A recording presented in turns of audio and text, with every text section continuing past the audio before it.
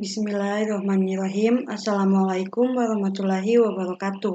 Perkenalkan, nama saya Febrianti M. Saleh dari kelas 4 IF1 NPM 0735 Di sini saya akan menjelaskan sedikit mengenai tugas komputer dan masyarakat. Yang pertama yaitu jelaskan ciri-ciri masing-masing generasi komputer pada masa generasi 1 sampai ke 5. Yang kedua, jelaskan fungsi arus data pada komputer, gambarkan alurnya. Yang ketiga, menurut Anda bagaimana gambaran komputer di masa mendatang atau 10 tahun lagi? Yang keempat, mengapa manusia sangat bergantung dengan komputer? Berikan pendapat Anda. Yang kelima, mengapa komputer sangat penting bagi kehidupan manusia dalam bermasyarakat? Di sini jawabannya yang pertama yaitu ciri komputer pada masa generasi ke-1 dengan memiliki ciri-ciri sebagai berikut. Yang pertama, sirkuitnya menggunakan tabung hampa udara atau vacuum tube. Yang kedua, program dibuat dengan bahasa mesin, assembler. Yang ketiga, ukuran fisik komputer sangat besar, cepat panas. Yang keempat, proses kurang cepat, kapasitas penyimpanan kecil. Yang kelima, memerlukan daya listrik yang besar dan orientasi pada aplikasi bisnis. Ciri komputer generasi kedua yaitu yang pertama, sirkuitnya berupa transistor, sudah ada sistem operasi. Yang kedua, munculnya COBOL, Fortran, Algol. Kapasitas memori utama sudah cukup besar. Yang ketiga, proses operasi sudah cepat dan membutuhkan lebih sedikit daya listrik, berorientasi pada bisnis dan teknik, dan tidak terlalu banyak mengeluarkan panas.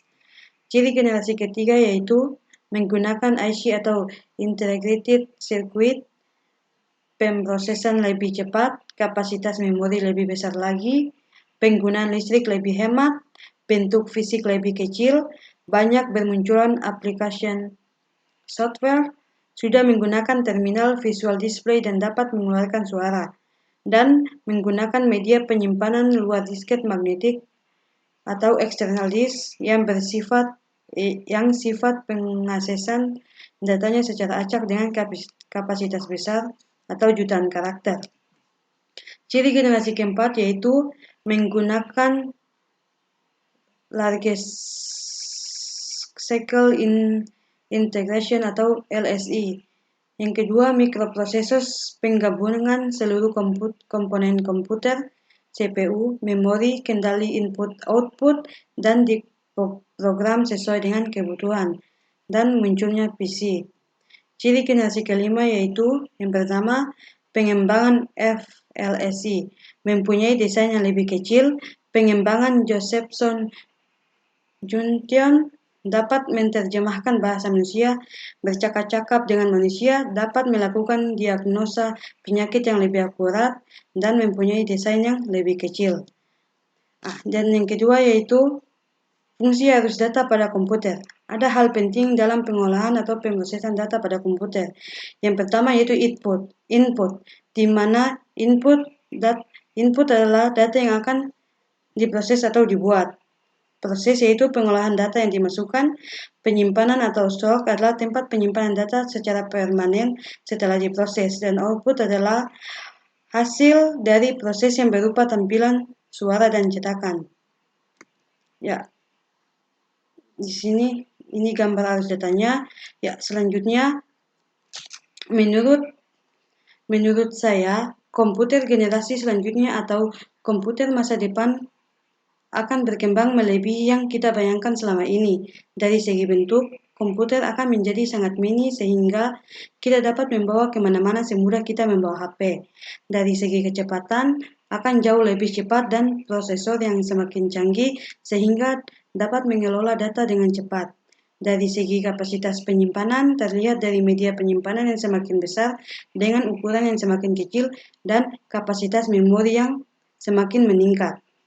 Selanjutnya, mengapa manusia sangat bergantung dengan komputer? Karena dengan adanya teknologi komputer, pekerjaan manusia dapat diselesaikan dengan mudah.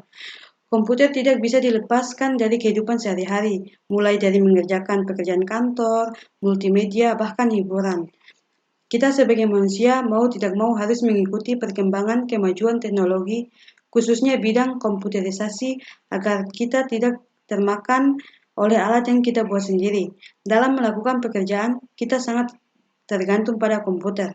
Komputer tidak lagi hanya digunakan sebagai pengganti mesin tik maupun alat hitung, namun kini juga banyak digunakan dalam membantu pembuatan keputusan penting. Mengapa komputer sangat penting bagi kehidupan manusia dalam bermasyarakat?